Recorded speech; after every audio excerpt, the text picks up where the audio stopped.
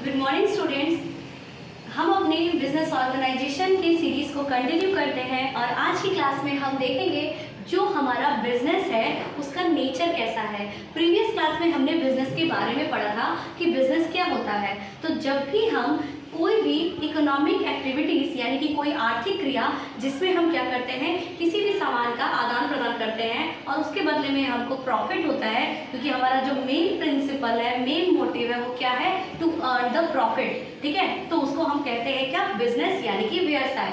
अब व्यवसाय जो है ये बहुत ही ब्रॉडर टर्म है और उसको हम वन बाय वन करके डिटेल में समझेंगे। तो आज की क्लास में हम देखेंगे कि इसका नेचर कैसा है, यानी कि बिजनेस होता क्या है। तो सबसे पहले अगर हम नेचर की बात करेंगे तो business is a human activities. क्या है ह्यूमन एक्टिविटीज का मतलब, यानी कि इसको हम कहते हैं मानवीय क्रियाएं। यानी जो बिजनेस होता है ना वो सिर्फ ह्यूमन बीइंग के द्वारा परफॉर्म किया जाता है। मतलब आपने कभी देखा है क्या कि पेड़ पौधे आपस में बिजनेस कर रहे हैं या पक्षी और एनिमल्स जो है वो आपस में बिजनेस कर रहे हैं? नहीं, बिजनेस जो है हमेशा ह्यूमन बीइंग के बीच में होता है। इसीलिए बिजनेस को हम कहते हैं कि business is a human activity. Okay, business क्या है, ह्यूमन एक्टिविटी है यानी मानवीय क्रियाएं हैं। इसके अलावा बिजनेस में हमें रिक्वायर होता है कैपिटल के लिए। सपोज दैट हमको बिजनेस चलाना है तो उस बिजनेस को चलाने के लिए हमें चाहिए क्या, पैसा। पैसा क्या है, कैपिटल। कैपिटल कहाँ से आता है, आप इसको अपने पास से भी कुछ लगा सकते हैं, कुछ हम डेप्ट मान के भी लगा सकते हैं। तो ये हम लोगों का दूसरा सब्जेक्ट में आता है कि आपको कितना अमाउंट में कितना पैसे को रखना है। ठीक है, तो किसी भी बिजनेस को चलाने के लिए जो सबसे बेसिक रिक्वायरमेंट है दैट इज व्हाट, कैपिटल, पूंजी। पूंजी कितनी है वो आपको चाहिए। रिस्क, अब रिस्क कल भी हम कर चुके थे ये कि मोर रिस्क मोर गेन। ठीक है, विदाउट टेकिंग रिस्क आप कभी भी कोई भी बिजनेस को स्टार्ट नहीं कर सकते हैं। जब आप अपने आसपास के जगहों पे देखिए तो बहुत सारे लोग हैं जो सिर्फ इसलिए बिजनेस नहीं स्टार्ट कर पाते हैं क्योंकि they are not capable to take risk. वो रिस्क लेने के लिए क्षमता ही नहीं रखते हैं, मतलब उन्हें डर लगता है। इसीलिए आप देखेंगे तो मैक्सिमम पॉपुलेशन जो इंडिया की है वो क्या है, अनएम्प्लॉयड है।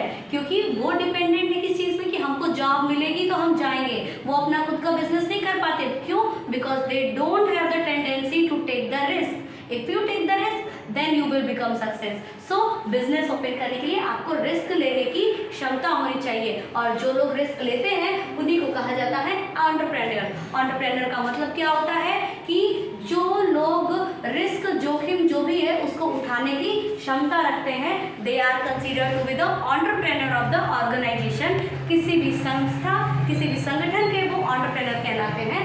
ठीक है, जिनके पास रिस्क लेने की कैपेसिटी होती है। प्रॉफिट मेकिंग, बिजनेस जो है हमेशा बिजनेस किया जाता है प्रॉफिट मेकिंग के मकसद से। आपने कल पढ़ा था कि इकोनॉमिक एक्टिविटीज और non economic activities other other है। ठीक है, तो जो नॉन इकोनॉमिक एक्टिविटीज है वो किसके लिए होती है, सेल्फ सेटिस्फैक्शन के लिए होती है या हो सकता है नेम फेम के लिए होती है। बट जो बिजनेस है ना, बिजनेस में कोई दोस्ती मित्रता यारी रिश्तेदारी नहीं होती है, सिर्फ और सिर्फ प्रॉफिट मेकिंग होता है। बहुत बार आप लोगों ने देखा भी होगा कि एक बिजनेसमैन जो है आप कोई कुछ भी चीज़ अपने वहाँ से निकालता है तो उसका भी नोट डाउन करता है। क्यों? क्योंकि वहाँ पर हमें प्रॉफिट के मकसद से बैठे हैं, ना कि हम मतलब लोगों के लिए रिश्तेदारी निभाने के लिए, वरना सब आ जाएंगे फ्री में सामान लेने, है ना। तो बिजनेस का मेन मोटिव क्या है, प्रॉफिट मेकिंग है। सो नेक्स्ट है हमारा एक्सचेंज ऑफ गुड्स। अब गुड्स का एक्सचेंज, तो भाई बिजनेस आप कर रहे हो तो उसके बदले में आपको गुड्स एंड सर्विसेज लिख लेंगे क्योंकि इसका ब्रॉडर टर्म हो जाएगा इसका। ठीक है, गुड्स एंड सर्विसेज के एक्सचेंज के लिए हम बिजनेस करते हैं। कोई भी बिजनेस करते हैं तो उसमें सामान का आदान प्रदान किया जाता है। ठीक है, social activities, how it is social activities. Ma'am कल तो आपने बताया था कि सोशल आप कुछ भी काम करोगे तो वो आपका नॉन इकोनॉमिक है। तो क्यों यहाँ पर ये हमारा बिजनेस का नेचर में सोशल एक्टिविटी दिया है? क्योंकि आपका बिजनेस किससे है, समाज से है। आप बिजनेस कर रहे हो तो आपका जो कंज्यूमर है, जो कस्टमर है वो कौन है, समाज है। क्योंकि कंज्यूमर जो है वो किंग है, तो समाज जो है वो आपका कहाँ से आ रहा है, सोशली तो है ना वो। तो हमारा जो बिजनेस है वो सामाजिक क्रिया है। ठीक है, इसके बाद अब सामाजिक क्रिया है लेकिन हम फ्री ऑफ कॉस्ट नहीं दे रहे हैं, समाज से जुड़े हुए हैं, हम बदले में पैसा नहीं करके देंगे, लेकिन है तो हमारी सामाजिक व्यवस्था ही ना। फिर उसके बाद है fulfil the need of society. Society की नीड क्या होती है, सोसाइटी की नीड है, मान लीजिए कि सोसाइटी को नीड है, मान लीजिए सपोज मुझे मार्कर खरीदना है, पूरे मार्केट में ये मार्कर मिलेगी या नहीं, तो फिर हमारी नीड कैसे पूरी होगी, नहीं पूरी होगी, है ना। तो यहाँ पर क्या होगा कि एक बिजनेसमैन है जो ये मार्कर बेच रहा है, तो वो क्या कर रहा है, हमारी सोसाइटी के जो मार्कर खरीदने वाले लोगों की नीड है उसको फुलफिल कर रहा है। तो इसलिए हम कह सकते हैं कि बिजनेस जो है it fulfil the need of the society. Next one is the mutual benefit and satisfaction. Mutual benefit कैसे है, तो आप एक बिजनेसमैन के पास जा रहे हैं, तो बिजनेसमैन से मैंने मार्कर खरीद के लिया, तो मेरा बेनिफिट क्या हुआ कि इस मार्कर से मुझको लिखना है, ठीक, दिस इज माय बेनिफिट। और जो शॉपकीपर था यानी कि जो बिजनेसमैन था उसका क्या होगा, तो उनको पैसा मिल रहा है इसके बदले में, दे अर्न द प्रॉफिट, ठीक है। तो बिजनेस जो है ये म्यूचुअल बेनिफिट है, एक दूसरे का आपस में सामंजस्य के साथ किया गया कार्य है, और सेटिस्फैक्शन भी मिलता है आपको इससे। ट्रांसफर ऑफ गुड्स का ट्रांसफर क्या है, देखिए यहाँ पे एक्सचेंज दिया था और यहाँ पर ट्रांसफर दिया है। ट्रांसफर का मतलब होता है कि आपने चीजों को ट्रांसफर कर दिया। फॉर एग्जांपल एक पर्सन से उसका जो राइट है, जो अधिकार है सामान का, उसको हमने ट्रांसफर कर दिया, ठीक है। यहाँ पर एक्सचेंज ऑफ गुड्स में आपका क्या जाता है कि फॉर मनी, ठीक है, मनी की जो नीड है ना, मनी का जो स्टार्टिंग हुआ था वो भी इसी वजह से होता, ठीक है, बार्टर सिस्टम को हटा करके। Business is art as well as science, ये बहुत इंपॉर्टेंट कॉन्सेप्ट है क्योंकि हमने इसको मैनेजमेंट में भी पढ़ा था कि management is art as well as science. क्यों, जब भी ये वर्ड आ जाए कि आर्ट और साइंस दोनों है, तो उसका मतलब क्या होता है, साइंस है।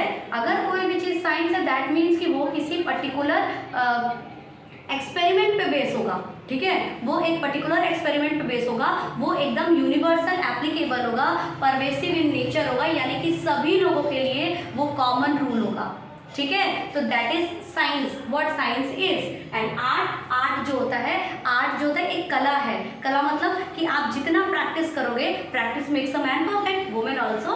तो प्रैक्टिस करने से आपका जो आर्ट है, जो कला है, वो बेहतर हो जाएगा, ठीक है। तो बिजनेस क्या है, बिजनेस का एक साइंस है, एक सिद्धांत पे निर्भर करता है। जैसे मान लीजिए कि मेरा मैन्युफैक्चरिंग यूनिट है, तो मैन्युफैक्चरिंग करने का काम वो होगा ना कि इतना सामान आएगा तो बनेगा तो बिकेगा, ठीक। और उसके बाद आर्ट क्या है, तो कोई भी बिजनेसमैन पहले दिन ही सक्सेसफुल नहीं होता। आज जितने भी बड़े बड़े बिजनेसमैन हैं वो सब लोगों को एक टाइम लगता है सक्सेस होने के लिए। तो ये कैसे आता है ये सक्सेस आता है कि आप कितना बेहतर तरीके से अपने आप में स्किल को डेवलप कर रहे हैं, ठीक है। तो business is a skill also. इसके अलावा ब्रॉड एरिया, बिजनेस का जो एरिया है वो बहुत ही ब्रॉड है। इसमें आपका इंडस्ट्री आ जाता है, इसके अलावा आपका ट्रेड आ जाता है, कॉमर्स आ जाता है, ये सारी चीज़ें जो आता है ना, ये आपके बिजनेस एक्टिविटीज़ में आ जाता है। और हम नेक्स्ट क्लास में इंडस्ट्रीज क्या होता है, या बिजनेस को अपलिफ्ट करने के लिए कौन कौन सी चीज़ों की ज़रूरत पड़ती है, या बिजनेस जो होते हैं ना ये 4 स्टेप में होते हैं, कौन से 4 स्टेप है, ये सारी चीज़ों के बारे में हम नेक्स्ट वीडियो में कवर करेंगे। और ये टॉपिक जो है आपका ना सिर्फ बिजनेस मैनेजमेंट के लिए या बिजनेस ऑर्गेनाइजेशन के लिए इम्पॉर्टेंट है, बल्कि आप कॉमर्स के कोई भी अगर आप सब्जेक्ट पढ़ते हो तो this is the basic concept जो आपको हेल्प करेगा जब आप मार्केटिंग के बारे में पढ़ेंगे, जब आप कंपनी लॉ में पढ़ेंगे, तो ये बेसिक कॉन्सेप्ट्स है। सो प्लीज़ आप इस वीडियो को देखिए, आप समझिए और अपने जो बेसिक क्लैरिटी है ना अबाउट द कॉमर्स, इस चीज़ को क्लियर कीजिए। Hope you like this video, please like, share and subscribe. Thank you.